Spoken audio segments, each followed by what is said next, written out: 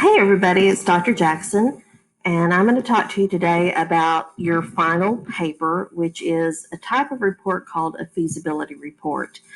And before I start talking about it, let me just tell you that my reasoning for having you do this type of paper is that at some point in your college career, you're going to have to write a paper that includes some type of numerical evidence.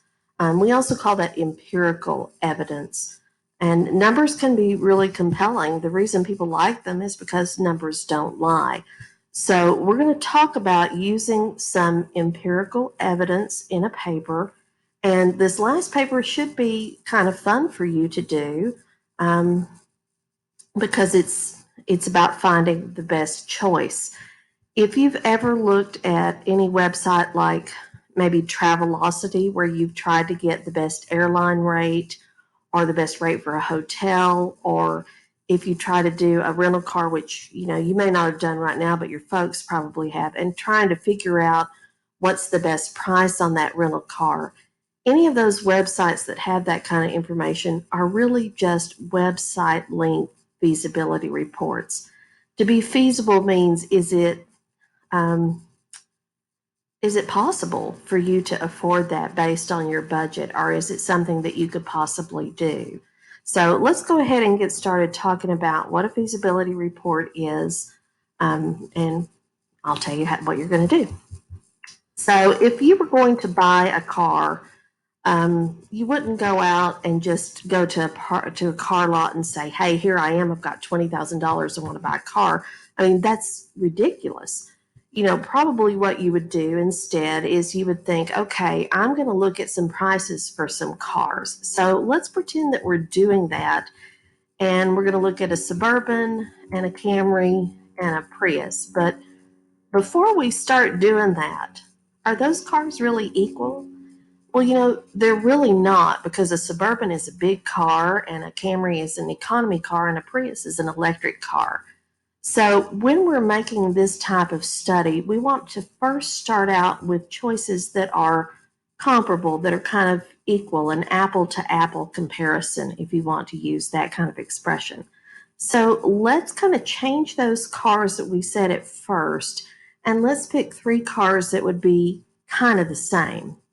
So I'm going to look at four-door sedans, Ford Taurus and a Toyota Camry and a Nissan Altima. Now, those would be more similar than those first three cars. In a feasibility report, these three things are called your options. Okay, I'm hoping that you've got a pen and some paper and that you're taking some notes. If you're not, stop the video and grab some pen and paper so you can write this down. Okay, so the three cars are your options, and you want to make sure that the options are fairly similar so that you are getting a kind of apple to apple comparison.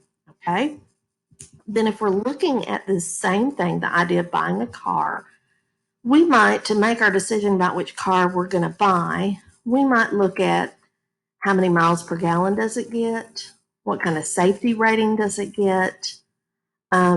We might say that we want to look at, new car smell. Some people do like that.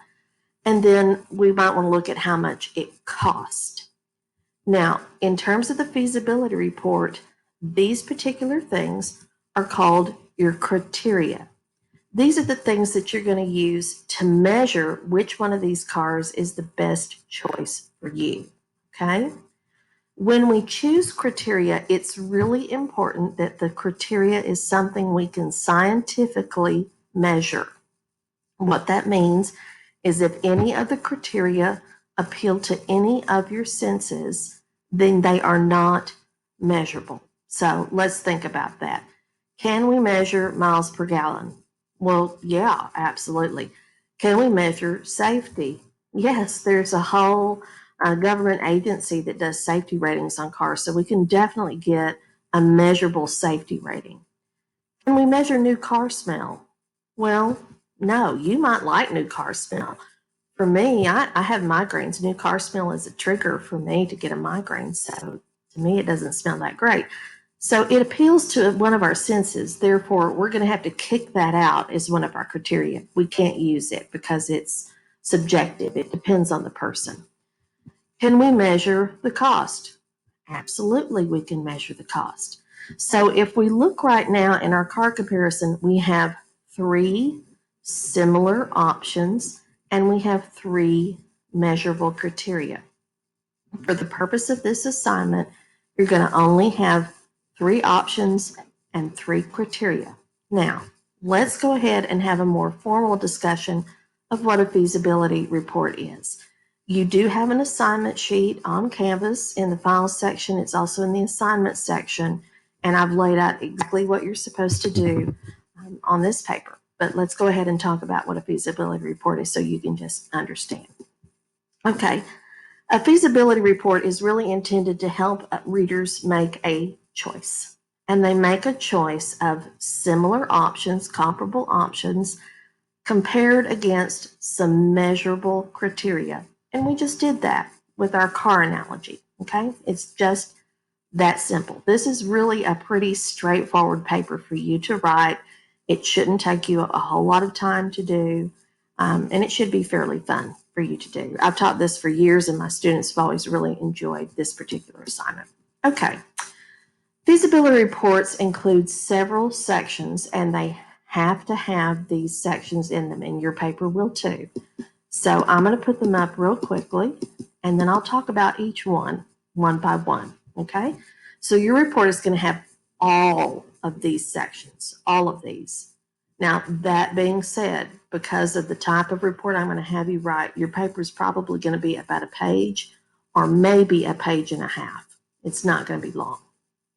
Okay, so in the introduction, you're going to explain why you chose your topic.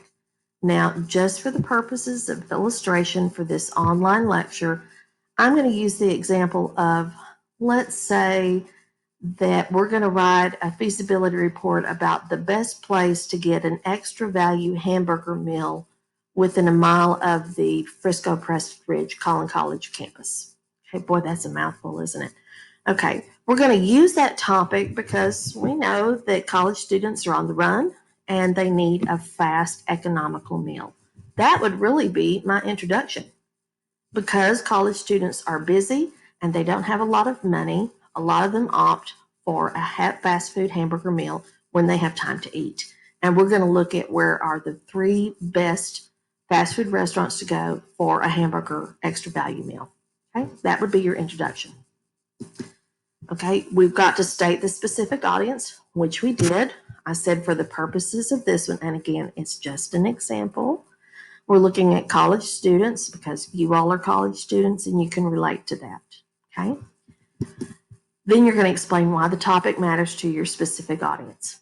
Well, I did that. College students are on the go and they don't have a lot of money. Therefore, when they have time to eat, they often choose a fast food restaurant, particularly one that offers a fast food, extra value hamburger meal.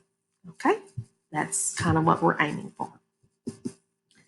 Then we have an overview of the options. Now, remember, the options are like the cars.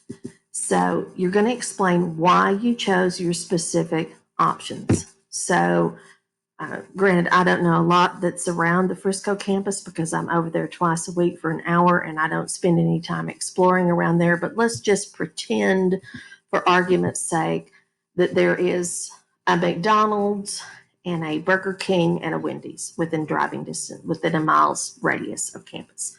Okay, so those would be our options because McDonald's and Wendy's and Burger King all have hamburger meals, right? They all have value option where you get the drink and the French fries. So those are going to be our options because they're similar. So you're going to list them, and then every time you list them in the rest of the paper, you're going to list them in the same order. Part of the reason you do this is that it gives you credibility as a writer. Your reader can trust you because you're going to put those things in the same order. Okay, you're not mixing them up. You're trying to make things easier for your reader to find things. So it lends to your credibility and your trustworthiness as a writer. And remember that part of our goal in this paper is to persuade through empirical evidence. That's part of what we're trying to do. All right, so we've got overview of the options. Those are the hamburger restaurants Are the cars, so on. Okay. Remember, as you're doing this, anytime you write a paper and the feasibility report's no different, the more specific you are in your choices, the easier it is to write the paper. Okay? That's always going to make it easier. All right, next we have our statement of criteria. We're going to look at whatever we decided. We've got to make sure that we choose scientifically measurable criteria. So maybe for the purposes of the hamburger extra value meal, we're going to look at what is the total cost of the meal. Okay, that's something we can measure. And we could measure how many ounces is the soft drink that you get with that extra value meal, because, you know, one restaurant may give you a 12-ounce drink and one may give you a 10-ounce drink. So we're going to look at that. And we're going to count the number of French fries.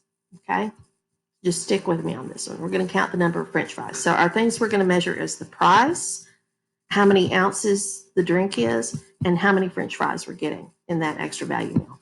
Okay, so those are all measurable things. Those are things that we can measure scientifically. All right, we're going to explain why that criteria matters to your audience. So in this case, we could say some students want to get a large drink and they don't care how many fries they get, whereas other students want a lot of fries and they don't care about the size of the drink. So we're going to look at both things to see what is the best choice. All right, just as you're going to maintain the order of your listed options, you're going to do the same thing with your criteria because it lends to your credibility. And you're going to also include a section about how you gathered that criteria. So you're going to explain how you got to the information. Now, I want to be really crystal clear with you all. You do not have to go out of your house to complete this assignment. This is geared so that you could write this from home. You can look the type of things up that you would use in this report. You can look them up online. And because we've got COVID going on, that's perfectly fine with me. You do not have to purchase anything. I don't intend for you to go to 3 restaurants and buy 3 extra value meals. If you don't have money, I don't want you to do that. Now, if you choose to do it and you've got the money and you want to, go for it. But you don't have to leave your house and you don't have to spend any money to do this assignment. Not at all. I would never, ever ask you to do something like that. So, at any rate, we're going to explain how you got your information. So, for the extra value meal, either we looked at the website for each restaurant and gathered the data from the website. That would be a fine way to gather it. Another way to gather it would be we went at noon on a weekday and ordered an extra value meal. That would be fine too.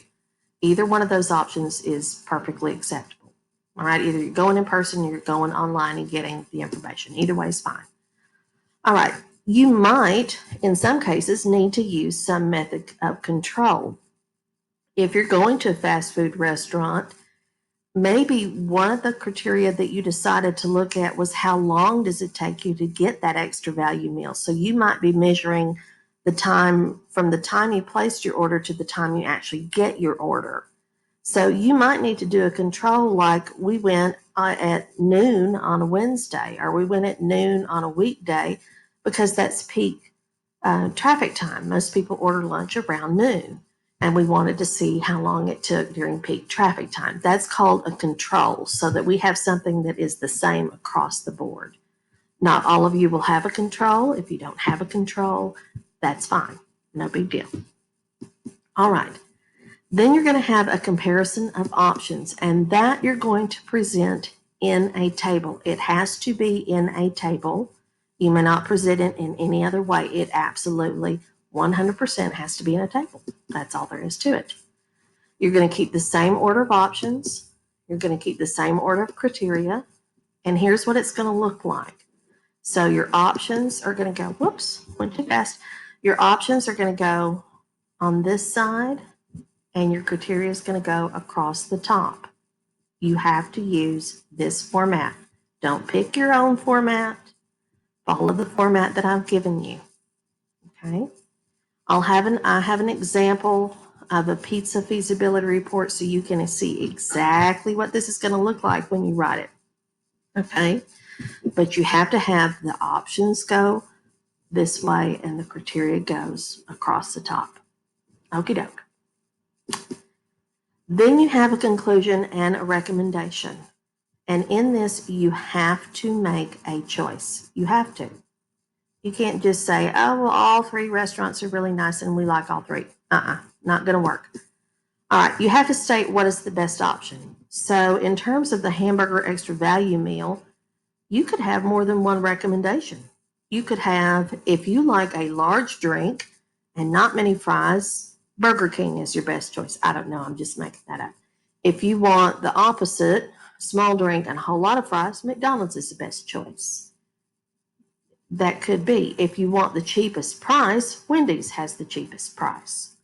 Now, if you really want to get picky about all of it, you can start calculating how much is the cost of it based per ounce of your drink and number of fries. You could count all that stuff and divide it up. If you're a math whiz, that's certainly an option, but you don't have to. But you do have to pick which one of your three options is the best one, and you have to have a reason for it. So when you're stating your recommendation, don't say we think or we feel or I think or I feel, because that sounds wishy-washy.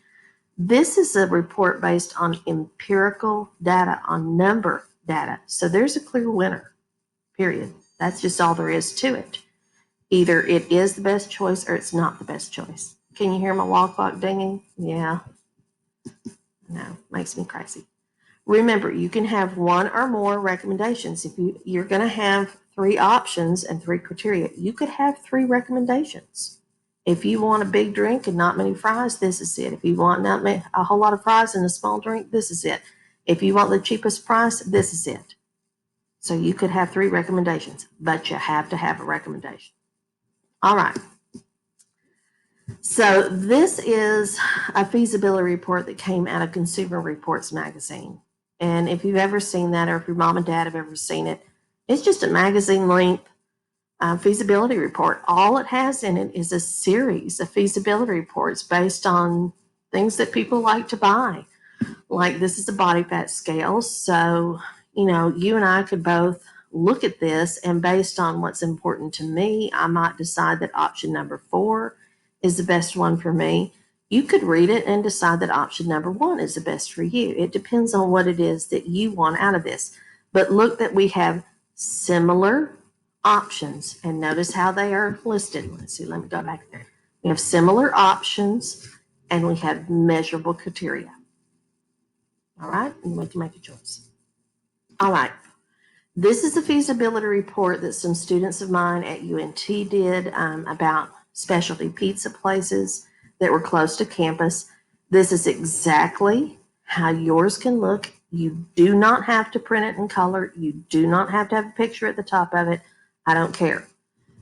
This was for a technical writing class, and design's a part of that, so they did have it prettied up. You do not have to do that. Now, as you are choosing your topic, choose something that would be part of a normal day for you. So if you go and get coffee every day, maybe you want to do your feasibility report about coffee. Or if you download music once or twice a week, maybe your report is about the 3 best places to download music. Maybe yours is about some app that you like to use and some kind of feature that you have with the app. But it needs to be something that you're already kind of familiar with, that you know how to do, because the goal of this is to use empirical data, but also to get something that we can all do rather quickly, so that you're not spending a whole lot of time on this paper during finals week, because this paper counts as your final. So as you're working on it, if you're uncertain what to do after we've gotten through with this online lecture, just email me and ask me and I'll explain it. But I would watch this video a couple of times and make sure that you understand it is just as simple as it seems. Now, some topics that I've had in the past, just so you can have some idea. Food's always been popular because it's easy and because you guys are going to eat anyway and you like to eat. So I've gotten lots and lots of reports about best places for pizza, best places for the hamburger value meal, best places for coffee. I used to get reports at UNT about the best place to park on campus because parking was always hard. And so they would count the number of parking spots and the distance from a central location like the student union building. So I've seen things like that.